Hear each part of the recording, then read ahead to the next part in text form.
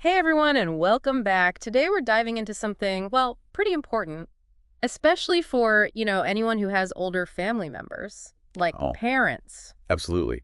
Aging is something that touches, well, all of us in some way. Exactly. And as our loved ones get older, it's not uncommon to notice maybe some subtle changes in their memory or behavior, right? Right. And while these changes can sometimes be just a normal part of aging, they can also be early signs of something more serious, like Alzheimer's disease. Which is why early detection is so crucial. And thankfully, there's a tool designed to help with exactly that. We're talking about the AD8. The 88. What's It that? sounds like some kind of, I don't know, high-tech gadget or something, Yeah. but it's actually a really simple questionnaire, just 8 questions. 8 questions that can potentially, well, make a huge It's difference. amazing, really. You sent over some research on this, and it's pretty fascinating stuff. So let's jump right in. For our listeners hearing about the 88 for the very first time, can you give us a quick rundown? Like, what exactly is it, and how does it work? Yeah, so the 88, it's not a self-assessment. Okay, so I'm not sitting down with it myself. Got it. Exactly. It's designed to be filled out by someone who knows the individual well, Mm. like a family member, a close friend, or a caregiver, someone who's in a good position to notice those subtle changes in memory or behavior over time. Makes sense. So it's all about observation then. Exactly. And it focuses on changes that have occurred over the past year. Okay, so walk me through this. Say I'm concerned about my dad. I've noticed he's been a bit more forgetful lately. What kinds of questions would the 88 ask me about him? Well, for example, it might ask if you've noticed any changes in his memory. Like, is he repeating the same questions or stories more often? Or maybe having trouble remembering recent events? Yeah, okay. I see where this is going. It's like those everyday things that you might not think twice about. But when you put them all together, they can actually paint a pretty clear picture. Exactly. And that's the beauty of the 88. It takes these seemingly small, everyday occurrences and turns them into valuable insights. So it's like a cognitive checklist of sorts. Precisely. It covers 8 key areas.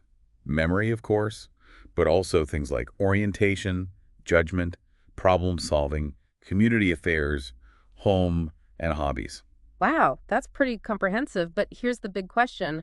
What happens if someone scores high on the 88? Does that automatically mean they have Alzheimer's? That's a really important point. A high score on the 88, it's not a diagnosis of dementia or Alzheimer's. It's more like a red flag, a signal that further evaluation is needed. So it's like a first step. Exactly. A conversation starter, And really. I imagine those conversations can be tough. But having this tool, it kind of gives you a framework to start, right? Absolutely.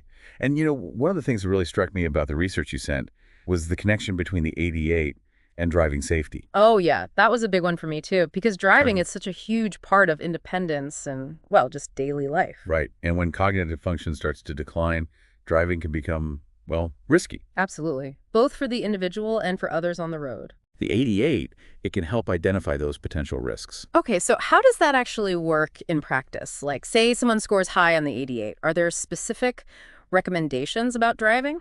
It's not about taking away keys. Mm-hmm. Not at all.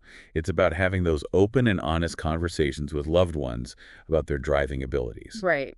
And maybe exploring alternative transportation options, things like ride-sharing services or public transportation. Exactly. It's about finding solutions that prioritize everyone's safety and well-being.